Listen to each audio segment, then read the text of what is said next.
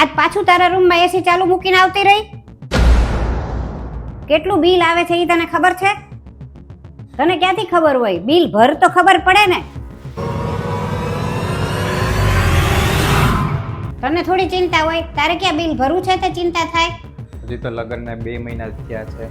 આ મનીષાને ખોટું ન લાગી જાય, હું સમજાય આવું.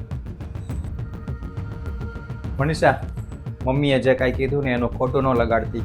અરે એમાં ખોટું શું લગાડવાનું? જેમ મારા પિયરે તે લાઇટ પંખા ચાલુ રાખી દીધી હતી, મારા મમ્મી મને ખીજાતા હતા, એમ અહીંયા તમારા મમ્મી મને કહે છે, તો એમાં શું થઈ ગયું?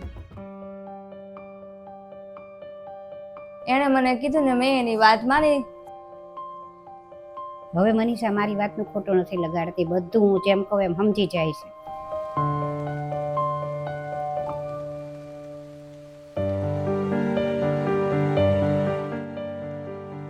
મમ્મી પહેલા તમે આ જમી લ્યો, પછી તમારે દવાઈ લેવાની છે, અને ફોન ઉપર જેની હારે વાત કરતા હતા ને એ પછી કરજો. વહુ છો તું, સાસુ બનવાની કોશિશ ન કર. વહુ બનીને રહે. અને તારી હિંમત કેમ થઈ મારા હાથમાંથી ફોન લેવાની? આવું બધું હું સહન નહીં કરું. મમ્મી, જેમ હું તમારી બધી વાત માનતી હતી ને, એમ હું મારા સાસુની બધી વાત માનું છું. અને હું જ્યારે કંઈ ખોટું કરું ને તમે મને ખીજાતા હતા, ત્યારે હું તમારું ખોટું નથી લગાડતી ને એમ મારા સાસુનું ખોટું નથી લગાડતી. પણ ક્યાંક ને ક્યાંક મારા સાસુ મને દીકરી નહીં પણ બહુ જ સમજે છે. હું એની ભાવના ન સમજી શકી એટલે એને દુઃખ થાય છે. મને બહુ અફસોસ થાય છે. હવે મમ્મી, હું તો ખાલી એટલું જ ઈચ્છતી હતી કે ટાઈમ ટુ ટાઈમ જમી લે અને પછી દવા લઈ લે. પણ એક વાત તો સમજાઈ જ ગયું છે કે સાસુ સસરાની ગમે એટલી આપણે સેવા કરી લઈએ ને, પણ આપણે દીકરી તો નથી જ બની શકતા. હું મારી વહુની વાત સમજી ન શકી. મારાથી બહુ મોટી ભૂલ થઈ ગઈ. મારે એની માફી માંગવી પડશે. લાવે એની માફી માંગી આવું. મનીષા, હું તારી લાગણી સમજી ન શકી. હવેથી તું મને ટાઈમ ટુ ટાઈમ દવા દેજે ને ટાઈમ ટુ ટાઈમ જમવાનું આપજે ને. હું ન લઉં ને તો તું તારે ખીજાજે મને, પણ મારી ભૂલ થઈ ગઈ, મને માફ કરી દે. તું આ ઘરની વહુ નહીં પણ મારી દીકરી છો, અને હવેથી આ ઘર તારે જ સંભાળવાનું છે. અને તારી દરેક વાતમાં હું તારી સાથે છું.